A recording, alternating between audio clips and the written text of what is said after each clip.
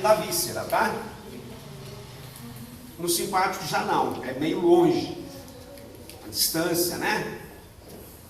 O gânglio fica longe da víscera, e o outro já é dentro da víscera, bem assim. Tudo bem? Essa é uma informação não muito importante. Muito bem, vamos continuar falando, só para ver se entenderam mesmo. Quais as áreas do sistema nervoso central que pode gerar impulsos que vêm para esses neurônios aqui?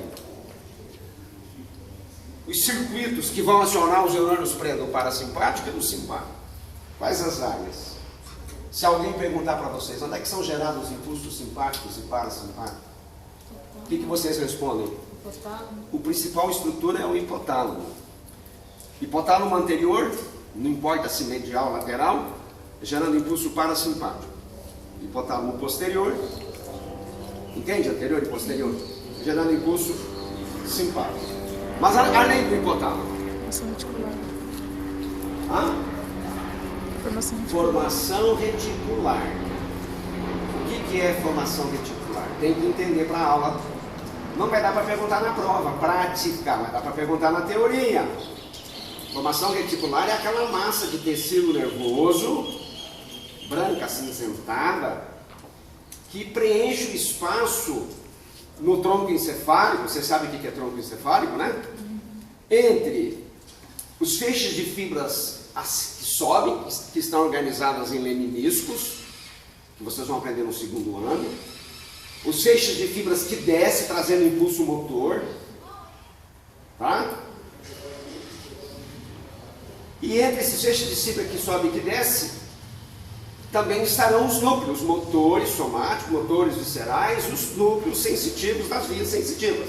Então, tirando esses núcleos, tirando esses feixes de fibra ascendente e descendente, preenchendo todo o espaço do tronco, é a formação reticular. Tudo bem? Formação reticular, ela excede os limites do tronco. Eu não quis falar isso na aula, tá? Mas ela não fica só limitada ao tronco encefálico. Tem uma parte dela que vem para diencéfalo. Isso não vai cair na prova, tá? Isso que eu estou falando agora. Que chama substância inominada. Será que é esse o nome? Substância inominada. Tem um núcleo inominado. Isso no diencéfalo. E na medula espinhal, os primeiros segmentos da medula espinhal, C1, C2, C3, ele tem um pouco de formação reticular. Tudo bem? Então ela excede os limites. Muito bem. Não pode esquecer que os neurônios da formação reticular, eles usam como neurotransmissor monoaminas. Então eles usam serotonina, dopamina, noradrenalina. Tudo bem? E essa formação reticular, gente, ela pode acionar os neurônios pré-simpático e parasimpático. Aí eu não tenho culpa. A coisa é difícil, é complicada. Tem culpa eu? Tem culpa eu? Se a coisa é difícil e complicada, tem, menino? Tem culpa eu? Não tenho culpa.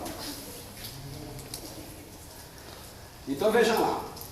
As pesquisas indicam que a formação reticular do bulbo, isso vai cair na prova. A formação reticular do bulbo. Lá tem duas áreas que, quando recebe choque elétrico, uma aumenta a frequência respiratória.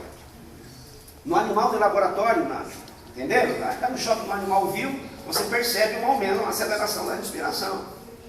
Tem uma outra hora que você dá choque, você percebe aumento da frequência cardíaca. Então eu não tenho culpa, os fisiologistas resolveram definir essas áreas da formação reticular do bulbo como centro vasomotor e centro respiratório. E percebeu-se que é aí que é feita a integração do reflexo. O impulso, sai um impulso aferente do coração, dizendo, por exemplo, o pH do sangue. Lá no coração tem receptores que conseguem detectar pH de sangue? Tem, gente. No coração, nos vasos, tem receptores que detectam o pH. Tem receptores que detectam a concentração? Tem. Se o sangue está com muita glicose, pouca glicose, tem quem percebe isso. No caso da glicose aí, é mais um hipotálamo, que é o centro da sede. Quando o sangue passa por lá, o hipotálamo consegue perceber que o sangue está com muita glicose. A glicose aumenta a osmolaridade de uma solução. Aí então, o hipotálamo se manifesta fazendo surgir a vontade da sede, de beber água. Estão me entendendo? Mesma coisa para a fome. Quando o sangue passa lá no hipotálamo, com baixa taxa, com glicemia baixa, os neurônios do hipotálamo percebem. E aí faz gerar a fome. Muito bem. Aí no caso do coração, da respiração, esses receptores podem estar no próprio coração, podem estar no próprio pulmão. Tudo bem? Aí vem... Então, essa sensibilização que vai entrar no sistema nervoso central, ela vai gerar uma resposta. Por isso é um reflexo. Essa resposta é integrada na formação reticular. A formação reticular é o principal centro integrador de reflexos viscerais. Tá bom? Então, se eu perguntar na prova onde é que está o centro vasomotor e o centro respiratório, formação reticular de que segmento do tronco? Bulbo. Tá. Aí, ó, tem centro de vômito, tem centro de deglutição, tem centro óculo-motor para... Não são dois olhos, gente? Quando você olha para um objeto, esse olho aqui, o reto lateral dele tem que contrair. Para puxar o olho para cá, porque uma coisa está lá. Mas nesse olho aqui, se o reto lateral contrair, o olho vem para cá. Esse olho tem que acompanhar o outro. Então esse movimento conjugado dos olhos, isso é um centro regulador que tem na formação reticular. Se lesar ele, fica maluco. Se ele tiver um distúrbio, dá um nistagmo. Vocês vão aprender na medicina para diagnosticar distúrbios neurológicos, quando o olho começa... Sabe quando balança um cara na cadeira, depois para, o cara fica assim, você olha no olho dele está assim. Chama nistagmo isso. Tem um centro regulador. Bom, além de hipotálamo e formação reticular, quem mais que pode gerar impulso para controlar a atividade visceral? O sistema límbico, que é a parte do sistema nervoso que está envolvido com a emoção, com o comportamento. Tá? Ok? Por exemplo, a amígdala, que é uma parte do sistema límbico, ela é responsável pelo medo e pela agressividade. Gente, é que vocês não se conhecem direito, mas quando alguma coisa acontece e o impulso vai lá na amígdala, aquilo deixa vocês agressivos. Sabe quando o cara perde a paciência e quer brigar? Porque a amígdala foi estimulada. A amígdala é responsável pela agressividade. Se um animal é muito selvagem, se eu tirar a amígdala dele, ele fica dócil. Tá? Então, as estruturas do sistema límbico também têm conexões diretas com esses neurônios pré-ganglionares. Estão entendendo? Ok? Então vamos lá. O normal, se o centro gerador é o hipotálamo, ou então é a formação reticular, para acionar esses neurônios pré, o impulso tem, ou o sistema límbico, né? O impulso tem que sair daqui e chegar aqui. Sair daqui e chegar aqui, não tem? Essas são as vias centrais. Concorda comigo? Fala. É ou não é? Não tem que ter uma via central, porque essa aqui é a via periférica. As principais vias centrais são hipotálamo nuclear, isso eu falei, eu acho, hipotálamo espinhal, mas o mais comum é hipotálamo retículo nuclear e hipotálamo retículo espinhal. Isso é o que o pessoal tem percebido que é o mais comum. Tá bom? Bom, agora cheguei onde eu queria chegar. Aqui para baixo, quando chega em... Me ajuda? S2, S3 e S4, eu vou ter o neurônio pré do parasimpático. Tudo bem? É isso? Bom, me interessa agora o simpático. Vou pegar um giz diferente, tá? Vocês sabiam, gente, que ao lado de toda a coluna vertebral, desde o pescoço até aqui no saco, existe um cordão esbranquiçado? Hein, pessoal? Sim. Sabia?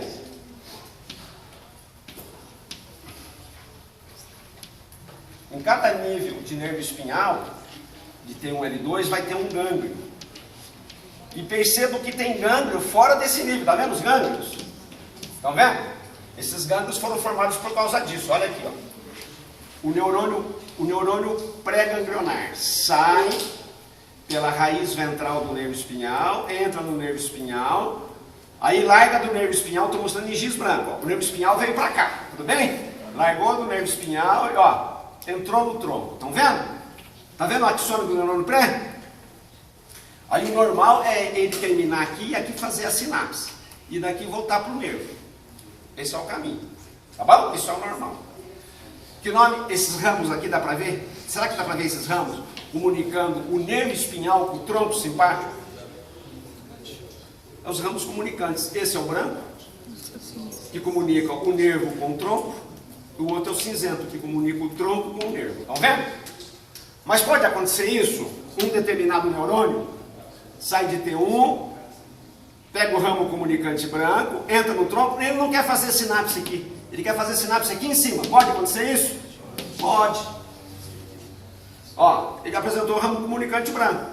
O ramo comunicante cinzento agora vai sair nesse nível aqui, ó. Aí que vai sair o ramo comunicante cinzento para entrar nesse nervo aqui, né? Esse nervo já é um nervo cervical, concorda?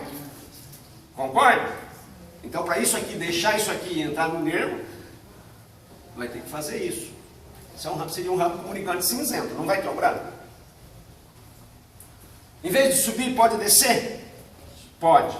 E para terminar, para deixar vocês quietos, o mais raro é acontecer isso. O neurônio pré vem pelo nervo, larga do nervo, ramo comunicante branco. O vagabundo não quer subir, o vagabundo não quer descer. Essa cadela dessa fibra aqui resolve fazer isso. Estão vendo? Ela está do lado da coluna. Está do lado da coluna. Isso aqui está ao lado da coluna, né? Ela vem e termina num gânglio que está na frente da coluna. Esses gânglios aqui, gente, são chamados de gânglios paravertebrais, entende? Na cadeia simpática. Esses aqui já são os pré-vertebrais. E daqui que vai sair o neurônio pós. Tudo bem? Certo? Então ele só vai passar pelo gânglio, ele não vai fazer sinapse? Não, nesse gânglio aqui não, só passa. Só passa, não faz sinapse. Bom, vamos lá. Eu ensinei grego e latim para vocês na aula. Que nome que recebe esse nervo aqui? Que dá para ver na prática, nós vamos ver agora na prática. Esse tem que receber o nome de nervos esplâncnicos, porque são nervos que estão relacionados com a inervação de víscera. E como é que chama esse plexo que é suprido por esse nervo? Isso é um plexo visceral, depende do nível, ele vai receber o nome. Gente, tronco simpático existe. Agora, tronco parasimpático não existe. Então, isso de giz amarelo é o nervo vago. Olha o nervo vago descendo. Pescoço, entrou no tórax, entrou no abdômen. Aí o nervo vago faz isso. Ele dá fibras para esse plexo. E desce, vem até o nível do umbigo. Tudo bem? Então, o nervo vago vai participar de vários plexos. Por exemplo, no pescoço, plexo esofágico. A fibra sai daqui e sai do vago. Então, tem um plexo esofágico. Na região do coração, tem o plexo cardíaco, vago e fibras do simpático, plexo cardíaco. Na região do pulmão, plexo pulmonar. Estão me entendendo? Entrou no abdômen, esse primeiro plexo aqui, é o primeiro, é o plexo celíaco. Aí se descer mais um pouco, vai ter um plexo mesentérico superior, sempre suprido. Até o plexo mesentérico superior ainda é o vago, que está dando fibra parasimpática. E quando chegar na região do saco, aqui embaixo onde tem útero, vagina, me ajuda, trompa, ovário, reto. Como é que vai ser? O vago chega aqui embaixo? Não, aí vai ter que ser esses neurônios aqui. Só que esses aqui já vai direto, gente, ó. Eles vão direto lá embaixo da bexiga. Vai fazer sinapse, é claro. Perto da bexiga ali, o neurônio pós está aqui. Esses são parasimpáticos, não são? Do simpático vai sair desses gânglios aqui, ó. Estão vendo? Para suprir esse plexo. Que nervo que esses nervos aqui tem que receber o nome de esplâncnicos. Esses aqui são os nervos esplâncnicos pélvicos. E esses aqui são os nervos esplâncnicos sacrais. E esse plexo aqui é o plexo hipogástrico inferior. No homem, isso aqui envolve a próstata. Então, câncer de próstata, que tiver que fazer cirurgia, não tem como o cirurgião não lesar isso aqui. Ele tem que ser muito bom e ter muita paciência para na hora de extrair o tumor ou a próstata, não lesar isso aqui, estão entendendo? Por isso que após essas cirurgias sempre ficam sequelas, por mais gabaritado que seja o cirurgião. Então no homem, a coisa é complicada no homem, porque além de ter perturbações de micção, que pode ocorrer devido à lesão desse plexo, a perturbação mais importante que deixa o homem angustiado é que nunca mais ele vai conseguir entrar em ereção. Está entendendo? Porque lesou as fibras parasimpáticas. O bilau, para ficar rígido, além de uma estimulação visual, tem que ter alguma coisa que atraia. Não pode ser um tribufu, tem que ter um troço bonito, tá? Isso aqui tem que estar íntegro, senão não vai entrar em ereção. As meninas precisam entender disso. Porque tem menina que acha que quando o cara rejeita, é viado. Quando o cara rejeita, é viado. A coisa não é bem assim, tá? Estão entendendo? Beleza? Tá, então agora eu vou deixar vocês estudarem e eu vou procurar os plexos, o tronco, mas vocês podem perguntar coisa o que vocês quiserem. Oi. O hipogástrico superior fica no nível da abertura da pelve verdadeira. O hipogástrico inferior é embaixo da bexiga, lá no assoalho da pelve verdadeira. Do mesmo jeito, as parasimpáticas vão subir pelo nervo esplâncnico, que é o nervo hipogástrico, desculpa. Tem um nervo aqui, ó, que comunica isso com o plexo hipogástrico superior. Tá vendo esse nervo? Esse é o nervo hipogástrico. Então essas fibras parasimpáticas fazem isso. Entendeu? Professor, o estímulo de botar a mão anterior é simpático ou parasimpático? Parasimpático. Eu falei simpático? Não, é que é parasimpático. o anterior parasimpático. Anterior parasimpático e o posterior simpático.